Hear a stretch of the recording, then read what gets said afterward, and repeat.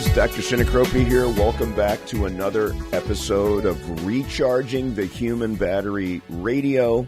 We are an AM 950 as always, and we're gonna jump right in. So, you guys hear us talk a lot on this program about general wellness and biohacking and medicine and all these different topics. But as a spine surgeon, what people ask me, what's the most common thing that I see in the office? And obviously I see all kinds of degenerative things, disc problems and sciatica and all kinds of things.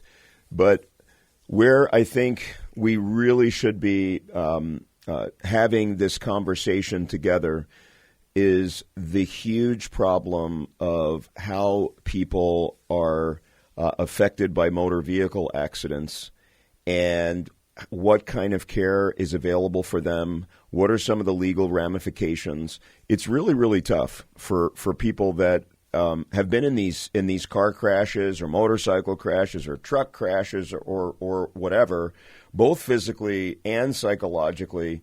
And a lot of what I see in my clinics are people that have either had more recent injuries of some sort or more distant history of motor vehicle accidents that has affected them to some degree over a long period of time, and it's really changed the trajectory of their life. I can't even begin to tell you how many hundreds and hundreds of stories that I've heard of people that were perfectly, going along with their lives, had never really been in the system seeking care for spinal conditions until they were involved in a motor vehicle accident, which completely sometimes can change the trajectory of your life. Now, we're not even talking about the very severe injuries that can happen with motor vehicle accidents. Obviously, people can have horrible spinal fractures and paralysis and orthopedic injuries and severe head traumas, things like that. We're talking about the bread and butter. You're at the stop sign and somebody's not paying attention. There's some teenager that's looking at their cell phone, texting away for some unknown reason. I'm sure it's very important, but for some unknown reason, they're looking at their cell phone while they go through that red light and smash right into the back of your car or the side of your car, and then it completely changes your entire life. So I want to spend this episode really talking about how people should be navigating the medical system, and we'll touch a little bit into the legalese of what I see from my side, where I've testified for so many people that have been injured in these motor vehicle accidents, and really go through the progression of care, and that's going to include conservative management options, the usual stuff, physical therapy, initial pain management, just kind of waiting things out, and then non-conservative treatments, things like acupuncture and light therapy, laser therapy, that basket, into the interventional medicine options, regenerative medicine options, and obviously some people will absolutely require surgery, and I've operated on so many people that have had motor vehicle accidents where all these other things don't work and their quality of life is absolutely miserable, or they have a more life or limb-threatening condition, and then obviously they need surgical intervention. So I'm going to take you through that and share some stories, and we'll talk it through. And my plan is, if you join us back next week, we're going to focus today on the spinal aspect of it, but next week we're going to talk about head traumas and the very real phenomenon of post-concussive syndrome that occurs alongside many people that have whiplash and other injuries to their spine, but that's an entire different and separate topic that deserves an entire episode in and of itself. So we'll see on the other side of the break. We'll lay it out for you guys, talk it through. We are on AM 950 radio. This is Recharging the Human Battery. I'm Dr. Stefano Sinicropi. We'll see you after the break.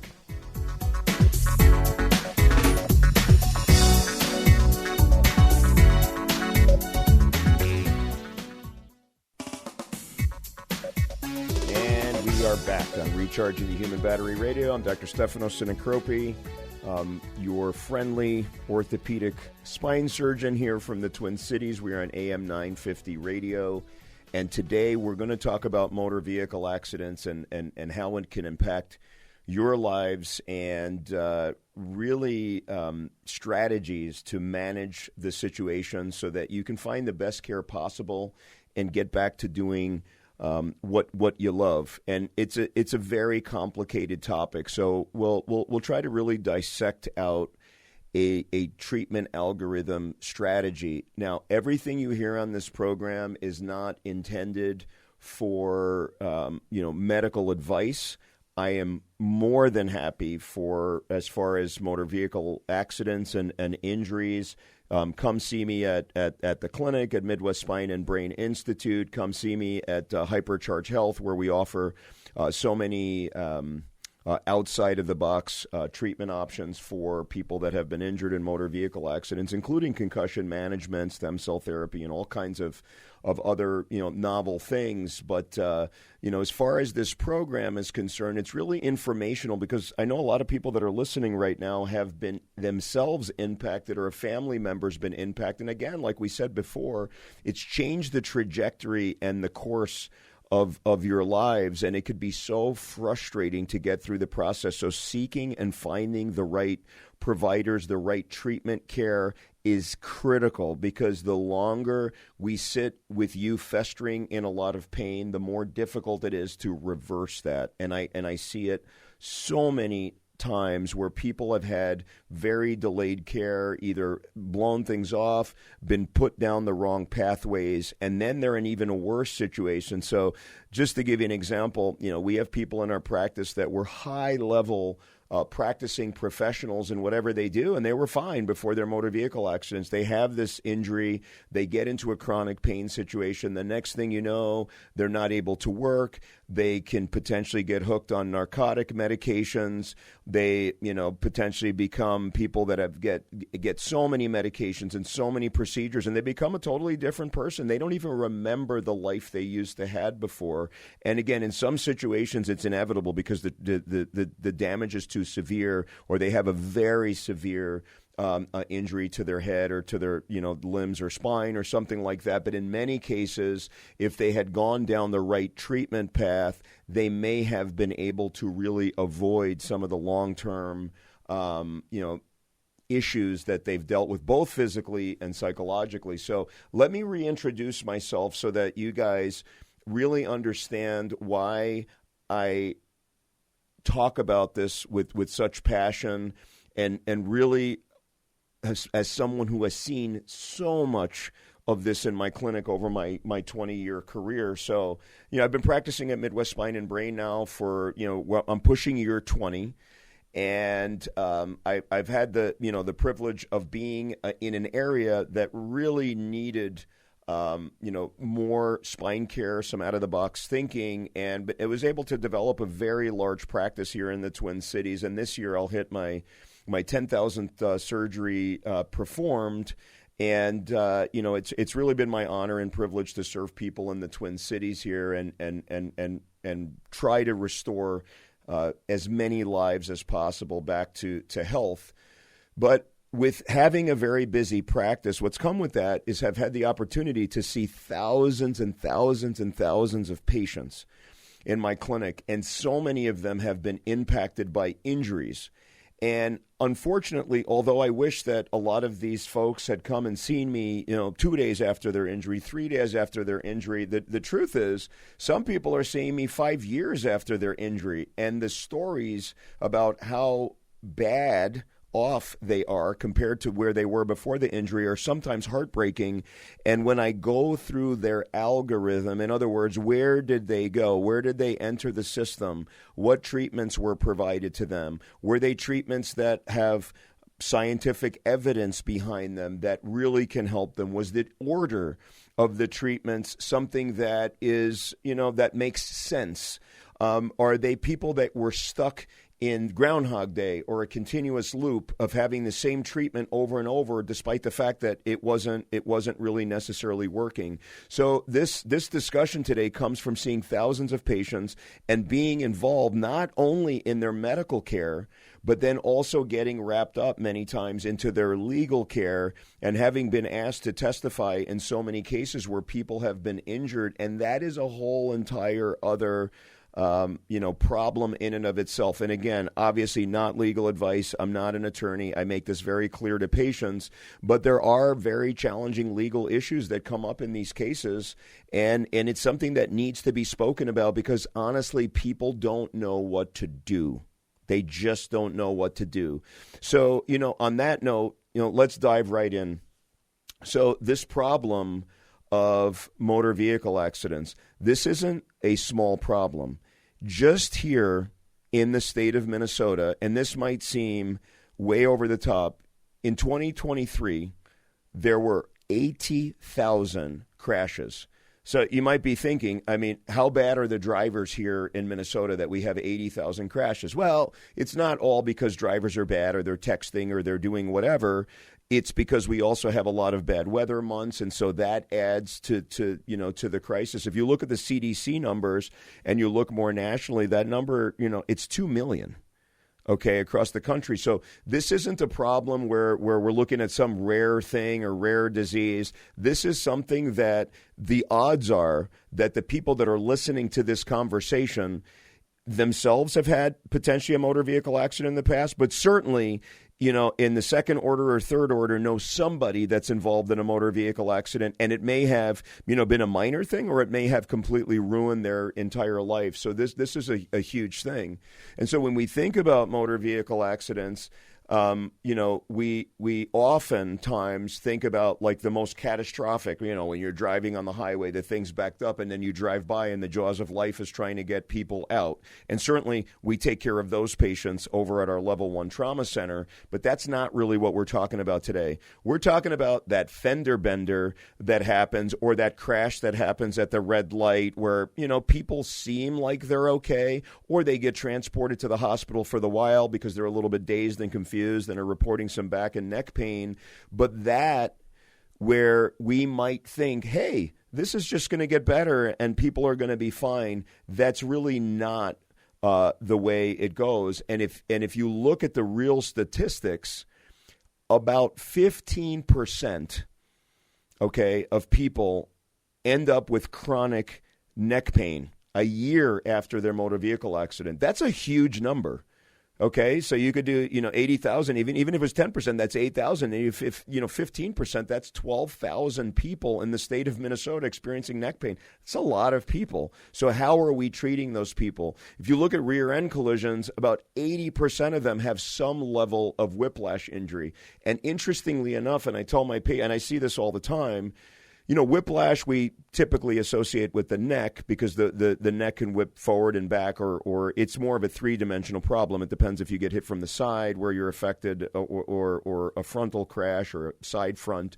But people, I also categorize something else, which is kind of like a whiplash injury of the low back, where that low back pain is also a force is imparted and then goes through the low back. And so you can have a lot of low back pain, which can come with low-grade fractures, injuries to ligaments, things like that, and more severe crashes, but oftentimes can affect the discs, the joint capsules, all the structures, the muscles, both in the neck, the thoracic spine, which is your mid-back, where your ribs are, and in the low back. So these are serious things. And again, I see patients years after their motor vehicle accident. And again, a lot of them have had a lot of treatment, but they don't have a lot of relief of their symptoms. And so that's where I really want to focus what we're talking about today. Okay. So here's how it goes. Okay, so people get involved in a motor vehicle accident, right? Let's just do a scenario, very classic scenario, like I talked about before. Somebody sitting at the stoplight, somebody goes through a red light, they get hit, and yeah, they don't lose consciousness. Maybe they're a little dazed. They have neck and back pain. Okay, they might go to the emergency room or to urgent care. What gets done there? So the first thing they're probably going to do there is they're going to evaluate you, do a trauma series. If depending on how big the accident is, you might get CAT scans of everything. What are CAT scans looking for?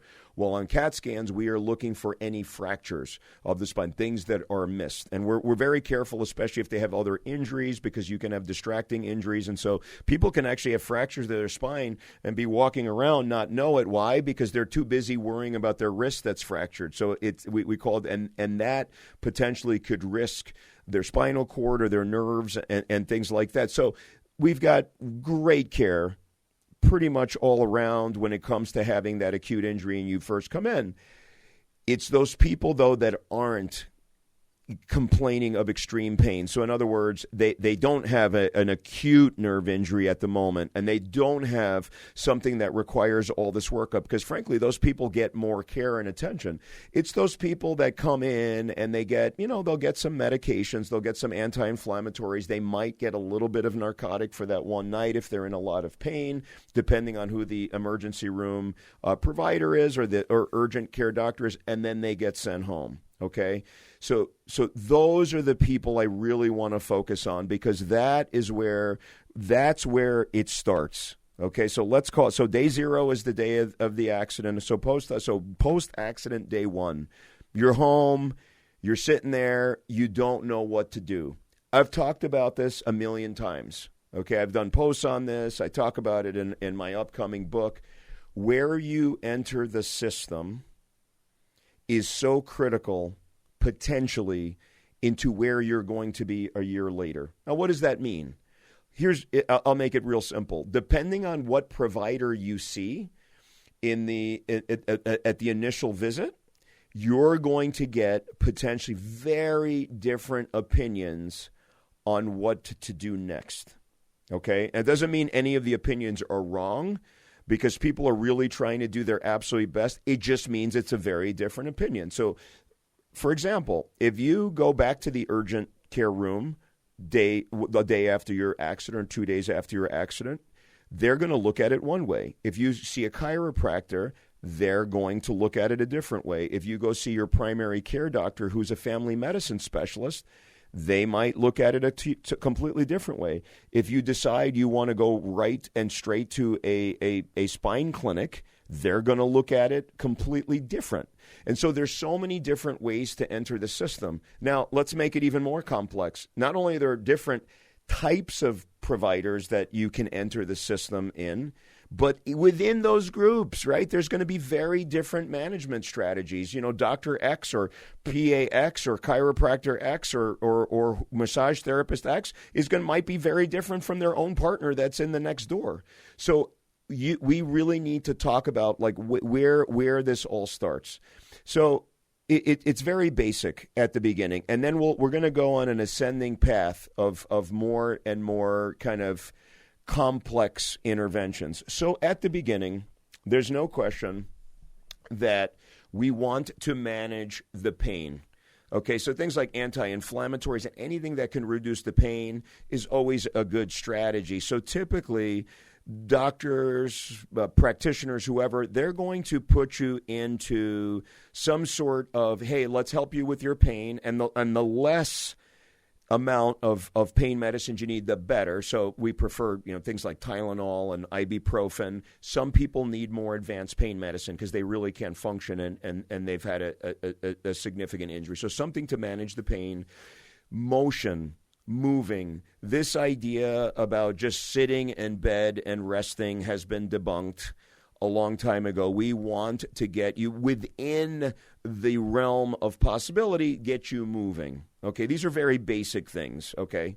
So physical therapists, massage therapists, getting you into some type of chiropractic care if you're starting somewhere, something to get the body moving, and the blood going is good. So for things like whiplash injury or generalized low back pain at the beginning, unless you're having pain that's radiating into the arms or pain that's radiating into the legs, at this point you don't necessarily need an MRI scan or something like that, except it's very, very frequently done, especially if you're entering the system at a higher level of care, but you may not necessarily need it at that time. How have I changed my personal treatment algorithms and strategies? Initially, again, all the things I just mentioned would be my initial go-tos. I'm always looking to add other strategies really early on because they can be very helpful and beneficial to patients. One of the things I've talked about a lot on this show, and again, you don't need an MRI for this, you don't need advanced imaging studies, are things like light therapy, but especially laser therapy to the area of pain. Why? Because laser and light therapy can rapidly decrease inflammation in that area. It can increase blood flow, and it can help start healing the tissues. People don't talk this way, but light and laser therapy is a form of regenerative medicine, actually, because it helps your own body to regenerate the tissues. It's not often thought that we're always going down the stem cell path when we think regeneration, but without question, light therapy is very regenerative. Okay, just and the chemicals that are released allow your own body's immune surveillance system and other things to work better to start helping in that repair process. So early on, okay, again, not specific medical advice, but something to think of is getting in for some type of movement therapy, so some type of physical therapy or chiropractic management, even massage therapy where you're moving the tissues and increasing blood flow, I think is very helpful, especially very early on. And then getting in as soon as you can for things like class 4 laser therapy, which have excellent studies in the literature showing improvement in reduction in pain throughout for orthopedic conditions and for spinal conditions, and it has become an absolute go-to in my hands. Now, there's adjunct care to that. You can do things like oxygen treatments, and you do pulsed electromagnetic frequency, but really the go-to in that is laser therapy because it rapidly decreases. And again, I cannot emphasize enough, the quicker we get the inflammation down, the quicker we prevent those secondary cascade. We always talk about this in spinal cord injury. People have a spinal cord injury, and then it's all the secondary stuff that happens that continues to damage the spinal cord. Where guess what? Same stuff happens in a soft tissue injury. So if you have an impact and you have a lot of neck pain and the neck is getting more and more stiff and more inflamed, trying to shut that off as soon as possible, I am telling you that it is critical. It is vital because not only are you stopping it locally, but you're also trying to prevent some of that circuitry from being ingrained in your brain. And because we are wires in a box, the more you start becoming that person, I have pain, it's harder and harder to reverse it over time. And again, that's why it's so unfortunate that I'm seeing these patients so far down the road. So I think as far as initial really conservative management, those are the buckets. I would add other things like acupuncture in there, thinking about doing meditation, and there are actually providers that can help you do guided meditations and things like that. It's very helpful after motor vehicle accidents because often you're not just dealing with the physical pain, but you're also dealing with psychological pain. And if you deal with that earlier, it helps to prevent things like post-traumatic stress disorder and other. And believe it or not, you can develop post-traumatic stress disorder from fairly mild to moderate crashes because all you do is keep replaying when that car hit you, when all of a sudden you realize there's nothing you can do. You can't move. You're stuck. That car's going to hit you, nothing you can do, and that really can lead to a lot of things. So the earlier you get on, and if you're actually struggling with that, the earlier we can get people in for psychological help, whether it be with a clinical therapist, a psychologist, a psychiatrist. If they need that, once again, I see it constantly, the delay between all those symptoms happening and them getting to those types of providers is the difference between a great recovery and 5 years later people are completely disabled. I know I'm not trying to simplify it. I'm saying this based on seeing thousands and thousands of patients and listening to these patient stories. Again, all of these things that I mentioned before, please do your own research. Please do your own homework on it. But I will tell you, you will find some convincing evidence, even if you look at the literature on acupuncture. And I just finished filming my first episode on acupuncture with the acupuncturist of the Minnesota Twins, who's amazing. And I'm excited for that to come out. That's another series that I'm doing. It's called The Taste of Your Own Medicine. I got to learn all about Chinese acupuncture and the history behind that, and then the scientific theory in today's, and doing the research on that. Clearly, for chronic pain issues, it's very, very clear. Specifically, though, for whiplash injury, there is good evidence that utilizing acupuncture in that post-auto accident, or any time you can get whiplashes from other things other than auto accidents, but we're talking about auto accidents, whiplash, really good management tool. So imagine combining things like acupuncture and laser therapy and physical therapy and all these things early, not 3 months later when you're on narcotic medications and are having trouble even getting to work. Early on. The quicker we can get to you, the better. Okay, so now we've talked a little bit about that, and honestly, I could talk about that for another hour because there's more, but I just wanted to hit the more salient points. So now you're not getting better.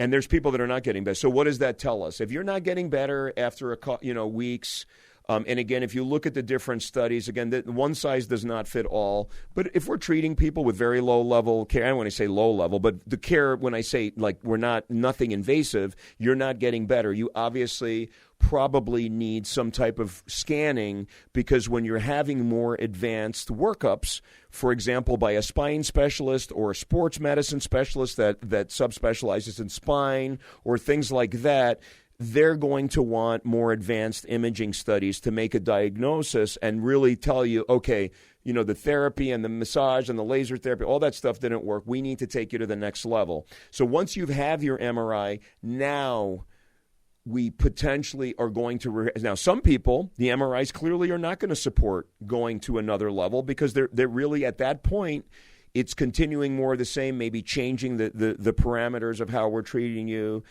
maybe thinking about adding more modalities, maybe adding some ultrasound or adding some shockwave therapy, which I didn't mention before, which has tremendous positive results in some studies. That would be the direction. But let's say you have a herniation, right? You have a disc herniation, or you have severe neck pain or low back pain. What are the options? Well, classically for disc herniations where nerves are being pinched, or if you have pre-existing stenosis and now you have a radiculopathy or pain down the arm or the leg, our go-to is going to be considering something called an epidural injection, where we put steroid medicine next to the affected nerve to try to calm it down. These procedures are done in the millions. In the United States, they can be very effective. They're very safe. Their go-to, it does two things. Not only does it treat, but it also gives us a diagnosis if that particular area might be the spot that is causing your pain, and it really helps the providers or eventually the surgeons make a determination in where to target. So those are epidural injections. There's nerve injections that just go on specific nerves. But one of the things that has very good evidence in the literature is something called radiofrequency neurolysis. Fancy terms. We also use another term, which I hate because it sounds so dramatic, and we say burning of the nerves.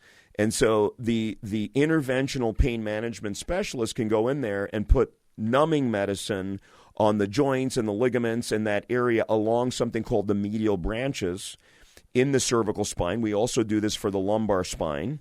The evidence is stronger in the cervical spine, but for some patients, it's excellent in the lumbar spine. And again, having sent out, thousands of patients for these procedures. And so what they'll do is they test it. And if you get more than 80% relief on two different occasions with the interventionalist, then they can go in with these little probes. And the way I talk to my patients, I just say these little like microwave probes, and then they send radio frequency, just ways to use lay terms, but radio frequency then burns the little nerves. It actually kills the little nerves, not the nerves that control your function, but the nerve endings that control the pain on those structures. And that can give you relief for many, many months if it works. and that allows then the body to continue to heal and get back to normal while you're having less pain. So, for example, it makes it easier for the therapists and the chiropractors and everybody else to work on you. If you're not at a 9 out of 10 pain, if we reduce your neck pain from a 9 to a 3, obviously you're going to be able to get through a lot more physical regimen than you were if you're in severe pain and you go to the therapist and you're just sitting there, and the second they start moving with you, you're in a lot of pain. Now, one caveat I will say to that is, although radiofrequency has strong evidence in the literature, my personal treatment algorithm, and again, talk to your own providers. I'm happy to see you or answer any of your questions on, as a physician, but you have to come see me, is I have decreased the number of people I send for those higher level procedures because the class 4 laser therapy is so effective. In fact, there are many patients that have had radiofrequencies with reasonable results that then we sent them for class 4 laser therapy, and they had similar and sometimes better results than class 4 laser therapy in selected patients. And some people it doesn't help either, but it just depends. Everyone is different. But there are a whole host of minimally invasive interventional care type procedures, all kinds of other injections. Again, there's really good pain management specialists in the Twin Cities. And if you're interested, I would sit down with them and have a consultation and really go through all these options, including things that where they can put needle. The cool thing about these guys, and as a surgeon, we call them needle jockeys, which is good. You want them to be needle jockeys because you don't want them, to be their first time. But these guys that do this all day, every day, the cool thing is they can put those needles, they can get them almost in any space and really specifically target the pain symptoms. And it's really exciting. And so I would urge you to go down that path. But I wanted to talk a little bit about interventional care because people ask me all the time, what are the strategies? All right. So now we have to start thinking, you have the low level care, and you have the alternative options that we talked about some. We have the interventional pain management, which has really benefited so many people, but again, in specific select cases. That doesn't mean everybody should have interventional care. So I don't think that people that don't have the appropriate pathology on MRI scans, or they're doing well with the other, modalities, or they haven't even tried the other modalities, should have interventional pain care, because it just doesn't make sense unless they have a severe problem or severe leg, radiculopathy, nerve pain, and things like that. Again, talk to your providers about those options. All right, in the last bit of time that we have here, the two other really interesting options. Obviously, I'm a surgeon, and so let me skip to the surgical part because it's very easy. The simple way to say it is, our goal as spinal surgeons treating these motor vehicle accidents is to restore function when it's absolutely necessary. Restore function, restore mobility. And so in the traumatic setting at a level 1 trauma center, or even at these other traumas, when people come in with very serious injuries, obviously our hands are tied. We have to operate on them because that is what is supported in the literature. That's what we need to do. Not all the time, but many, many people need surgeries. Like if you have a severe fractured dislocation of your spine, it's pushing on your spinal cord, that needs to be fixed with surgical management because you're not stable. If you have a massive disc herniation and you've lost function on one side of your body, that needs to be fixed right away with surgical intervention. And there's so many reasons to, require spine surgery. Now, for the people that have had motor vehicle accident, they're not in that bucket, so they're just more the bread and butter things. After significant conservative options have been exhausted, and again, what I tell my patients is, they come in sometimes and they say, well, I've tried everything, except they've tried, as far as the tools that I have in my toolbox to send them for, they might have tried 2 other things, 2 out of the 6. That are my preferences. So I say, well, you know what? There's these other 4 things. They have good evidence. Why don't we try that? You really haven't tried everything. So surgery, we always try to make it the last option.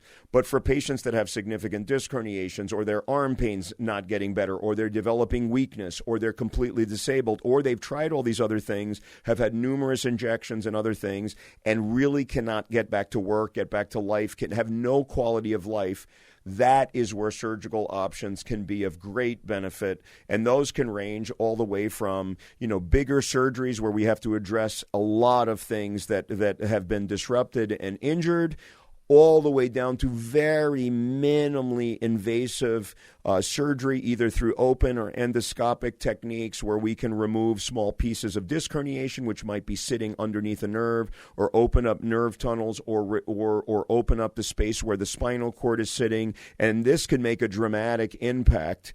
Only about, in my estimation, about 5 to 10% of people that have these types of injuries will eventually get down to surgery. But again, we always are going to try to look at these other options before going down the surgical path.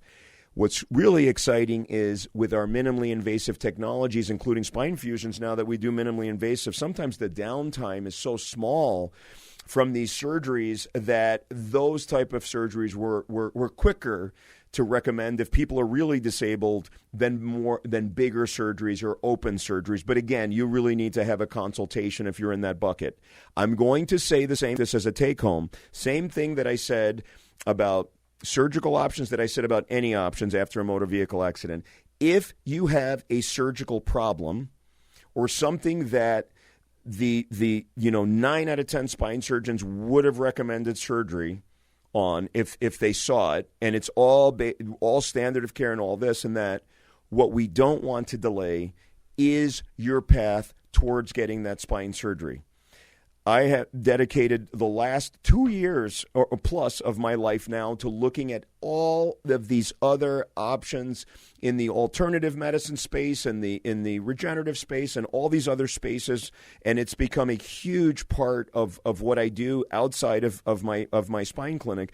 But I, as a spine surgeon, will tell you that if you have a severe disabling problem that is a surgical problem, I cannot stress to you how important it is for that to be taken care of earlier rather than later, because developing chronic pain syndromes, developing chronic nerve issues like loss of sensation or even worse, loss of function, and sitting on that is very detrimental to the patient. And the earlier that we can address that, again, if it's a clear surgical problem, it needs to be addressed earlier. So I implore my colleagues, again, I very much am very supportive of all these other concerns, and they should be in 90 to 95% of the cases, that's how you treat people, and you need to treat them early. But I implore my colleagues to refer them for a spine surgery consultation if people are in disablement, because that could be the difference between a permanent disability and them getting back to what they do, what they love to do, their work, their lives, their family. So very, very important. So the final thing that I really want to talk about, and I'm so excited about, and I gave a keynote address recently on this, are regenerative medicine options for patients. That gives us even another tool in the toolbox. I'm going to call these patients the tweeners. And I'll tell you, you know how many tweeners are out there? Millions in the United States, millions. And where are those people? Those are the people that are in that kind of in purgatory, we'll call it. All right. So they're between having had boatloads of treatment that are conservative and then being all the way up to having something more aggressive like a spinal cord stimulator or surgery. And they're in that in between, and they're floating around, and they really don't know what to do. Many people don't want to have surgery. Many people are candidates potentially for surgery, but it's not a condition. It's for pain. It's not necessarily because they're going to lose function or something like that. So I am so excited about getting down the path of regenerative treatment options and stem cell therapies. Now, I'll be the first to say, even a couple years ago, I was skeptical about stem cell treatments just because of what I was hearing. But now, having gone very deep down that path with my partner, Dr. Sager, and doing stem cell treatments for people, I can tell you that although we need much bigger studies, the studies that are available that have been done by very reputable institutions show excellent improvements in many patients that have pain problems with their discs, problems with their joints, problems with spinal ligaments, problems with whiplash, and so on. And this is something that we are seeing in clinical practices where we can take your own stem cells and put them back in your body to help you manage your pain. And this is just another tool to help people get back to life, but that don't necessarily want to go down the surgical path, or that we want to try to delay their surgery as much as possible. And this goes for injuries to their knees or shoulders and other things, where stem cell therapy through regenerative medicine can make a world of difference. And the data's there and growing daily. Very excited about some upcoming conferences that I'm going to. I have an opportunity to speak coming up as well. And so regenerative medicine options, stem cell treatments are something that if you are listening to and you're in purgatory, something that you should really consider. So on the other side of the break, I'm going to touch a little bit on the legal ramifications of being in a motor vehicle accident, where I kind of come in as a surgeon that may be taking care of you, whether it's surgical or non-surgical. This is AM 950, Recharging the Human Battery Radio. I'm Dr. Sinicropi. We will see you on the other side of the break.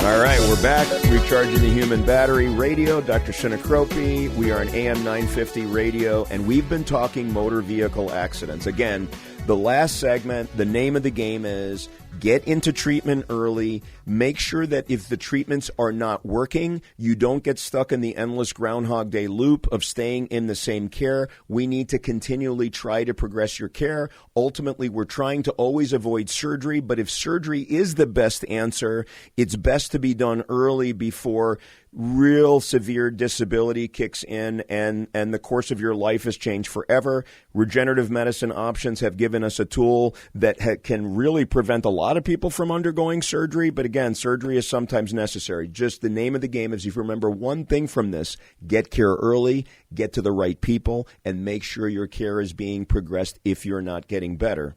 So now, really to touch on, now a lot of you, that's not all you have to think about, right? You got the legal stuff to think about too. And so typically in our state, and it's different in other people where we're in this no fault state, right? So typically your auto insurance will pay up to $20,000 of the bills. Okay, unless they cut you off. Now, there is a big problem with insurers cutting people off, saying, well, this is pre-existing, this is this and that. And that's where it's very frustrating to me, because if you've been injured, you should get the appropriate care and it should be covered. That's why you pay for your auto insurance. So make sure that you get legal representation if you are injured in an auto accident. And again, I'm just telling you this because I have seen people that have waited a long time. They've gone through the system. They're frustrated and they don't get legal representation until later. And then what happens? They're already in this bad loop of care. They might have exhausted their, upfront monies, or the insurance company might have cut them off after a couple of treatments, depending on where they started their treatment. So it's quite frustrating. So if you think that I'm not involved with this stuff, I'm very involved with this stuff as far as the legal community, because what do they do when they want to litigate these cases? Obviously, they have to get expert testimony from treating providers, and also they get expert testimony from non-treating providers. And so I have spent a lot of my time advocating for patients. And to be honest with you, and again, this is not legal advice, not medical advice, but it is, in my opinion, this is my opinion alone, and I see a lot of this. I believe, as somebody that is taking care of your spinal conditions, it is my duty to make sure that if I'm asked things about your legal situation, that I'm involved in your care and able to provide that. Because when people don't provide that, when providers refuse to be involved in legal cases or say, I don't do that, I just take care of patients, but I'm not involved, it's detrimental to the patients. So I will say, again, there are here and there people that try to game the system, but for the most part, people that have been injured, they're injured and they're injured and they have problems and they need us to help. So when you're seeking out providers to take care of your spine problems, it's really important to seek out people that are actually going to advocate for you. Obviously, truthfully, and very much, to the standard of what they know and what their understanding of your injury is, but people that will absolutely advocate for you, because that can really hurt you if you don't have that advocate when you are going through your case. Now, the final thing is, again, not legal advice. Be really careful about settling things too early, because if you do have a lot of medical bills that are going to be coming down the road, I've seen people that have made the decision to settle fast or just basically never get representation and just listen to whatever the insurance company tells you. And then they realize that they are in a world of hurt because their regular insurance might not cover all these bills. They have other things going on. They have lost wages, so on and so forth. So it's very complicated. I could do an entire talk on the legal ramifications for patients when they're injured, but we've run out of time. This has been amazing. This is something I love talking about. If you have a motor vehicle crash and you're suffering, I'm, again, love to see you in the clinic and take care of you as a physician. This is Recharging the Human Battery Radio. We're on AM 950. And this is Dr. Sinicropi, and I will see you next week, where we're going to be talking all about concussions and motor vehicle accidents.